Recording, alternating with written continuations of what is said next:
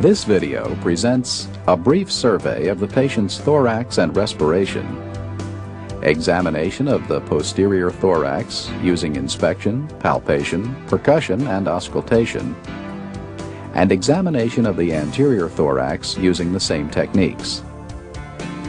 In this video, the examiner will assess a healthy patient. Keep in mind that other patients may have the same normal findings or may display normal variations or abnormal findings. Begin your examination with a brief survey of the patient's chest and respiration. Observe the rate, rhythm, depth, and effort of breathing, and listen to the sound of his breathing. Normally, a resting adult breathes easily, quietly, and regularly about 14 to 20 times a minute. Inspect the patient's neck for supraclavicular retractions and for contractions of the sternomastoid muscles. Normally they're not present, it looks normal. Cross your arms like this. Then have the patient place his arms on the opposite shoulders and breathe normally. Now examine the posterior thorax, beginning with inspection. Observe the chest for shape, symmetry, and deformities. Also inspect the overlying skin. Palpate the chest to locate any areas of pain or tenderness, or to assess any lesions or abnormalities you may have found during inspection. To assess respiratory expansion, place your thumbs close to the patient's spine at the level of the 10th ribs, and spread your hands lightly over the thorax. Ask the patient to inhale deeply and exhale fully while you watch the divergence of your thumbs and feel for the range and symmetry of movement. Next, using this pattern, systematically palpate for tactile fremitus.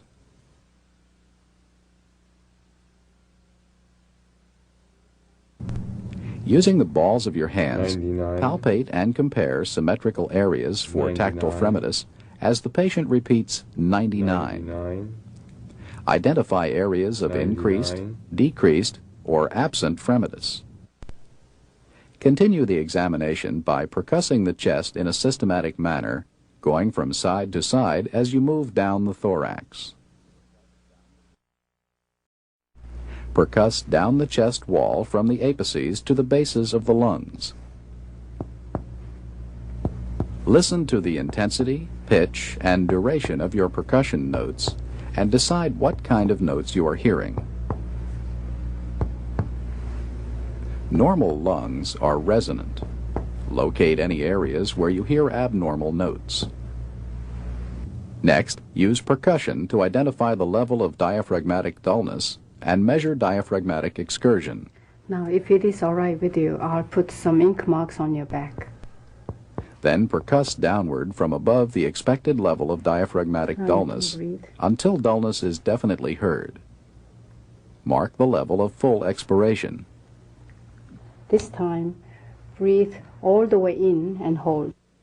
Next, have the patient inhale deeply and hold it in. Then percuss downward to the level of dullness at full inspiration and mark Now you it. can breathe. Repeat this process on the other side. Here, same thing. Breathe all the way out and hold it. Then measure the distance between the expiratory and inspiratory levels of dullness. The distance is normally 5 to 6 centimeters. Before auscultating the posterior thorax, let's review normal and adventitious breath sounds. Normal breath sounds are classified by their intensity, pitch, and duration during inspiration and expiration. Vesicular breath sounds are soft and low-pitched. They're normally heard during inspiration and the first third of expiration, and can be heard throughout most of the lung fields.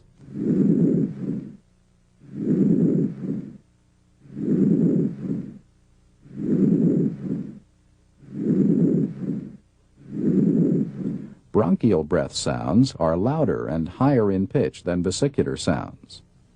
The expiratory sound lasts longer than the inspiratory sound, and a silent gap separates these two sounds. Normally, bronchial breath sounds are sometimes heard over the manubrium.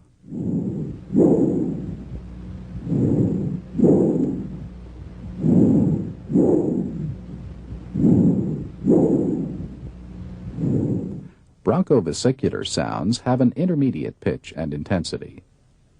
Inspiratory and expiratory sounds are about equal in duration, and a silent gap may or may not separate them. These sounds may be heard in the first and second interspaces anteriorly and between the scapulae posteriorly.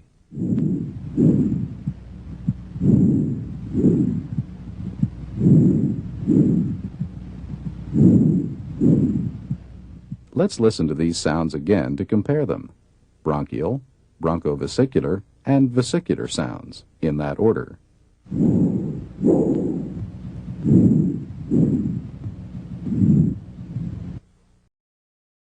Two basic types of adventitious or added breath sounds are the discontinuous sounds, crackles, and the continuous sounds, wheezes and rhonchi. Crackles are intermittent, non-musical, and brief, like dots in time. Fine crackles are soft, high-pitched, and very brief.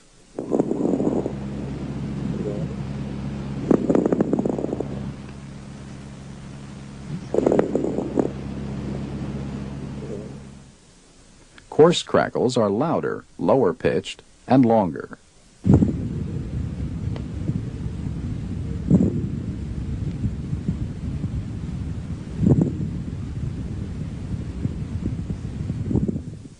Compared to crackles, wheezes and rhonchi last much longer and sound more musical. Wheezes are relatively high-pitched and have a hissing or shrill quality.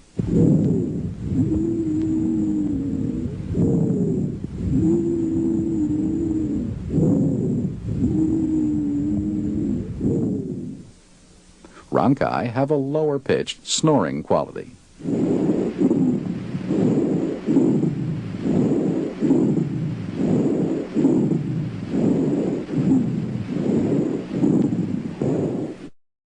To auscultate the posterior thorax, begin at the apices and proceed downward, moving systematically from side to side and comparing the sounds in symmetrical areas. Using the diaphragm of the stethoscope, listen to at least one entire breathing cycle at each location.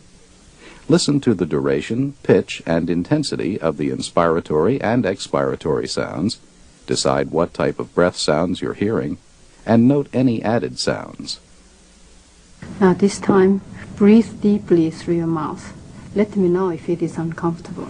During auscultation, have the patient breathe deeply through his mouth. If the patient becomes uncomfortable, allow a rest period. Now let's listen as the examiner auscultates.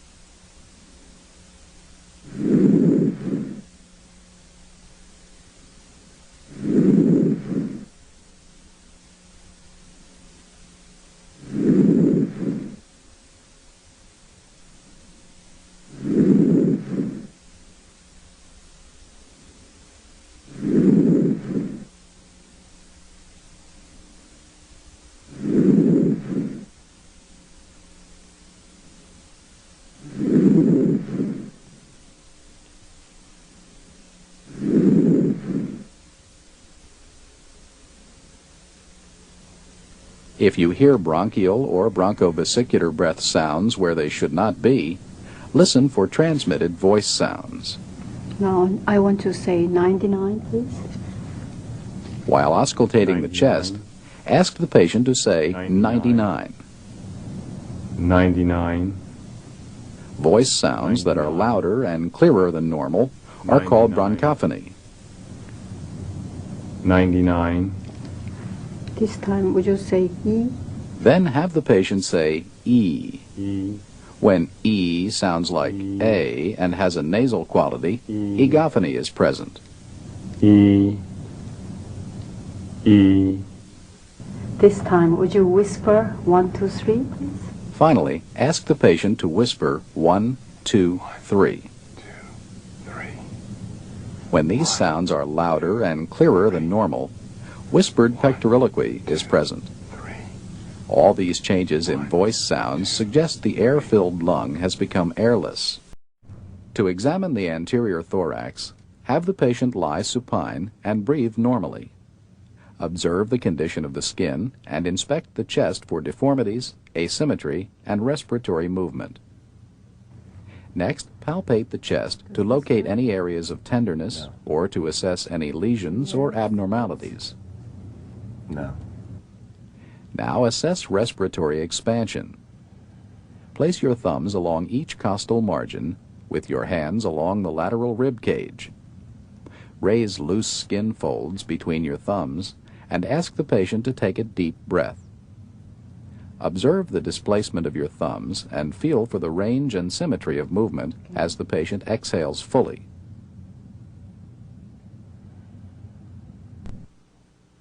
Next, following this pattern, palpate for tactile fremitus.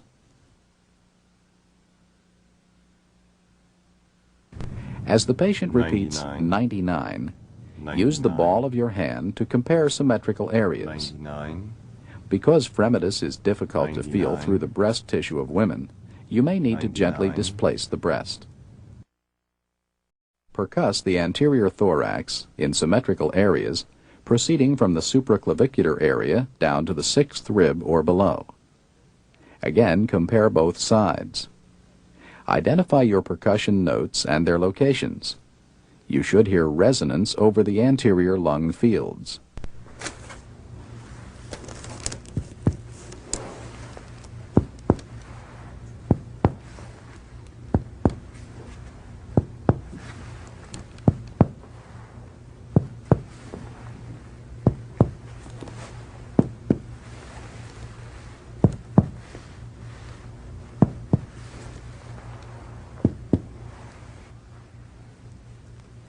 If you want to check the level of the right diaphragm anteriorly, percuss from resonant lung downward to liver dullness.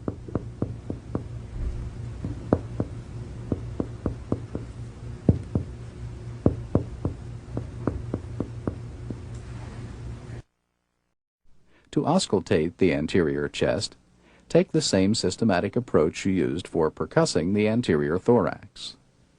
If necessary, gently displace the patient's breasts to auscultate all important areas. Listen to the duration, pitch, and intensity of the inspiratory and expiratory sounds, decide what type of breath sounds you are hearing, and note any added sounds. If you hear heart sounds near the heart, try to ignore them while you concentrate on the breath sounds. Now let's listen as the examiner auscultates.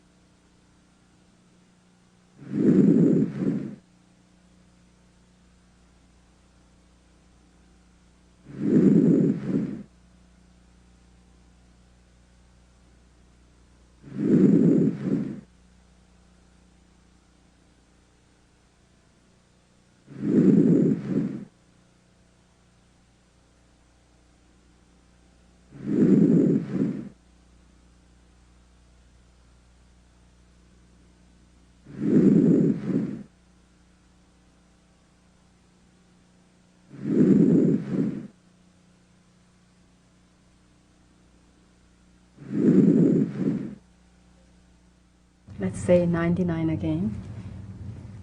If you hear bronchial or 99. bronchovesicular breath sounds where they should not be, listen for transmitted 99. voice sounds. 99. To summarize, Examination of the thorax and lungs includes a brief survey of the thorax and respiration, inspection, palpation, percussion, and auscultation of the posterior and anterior thorax.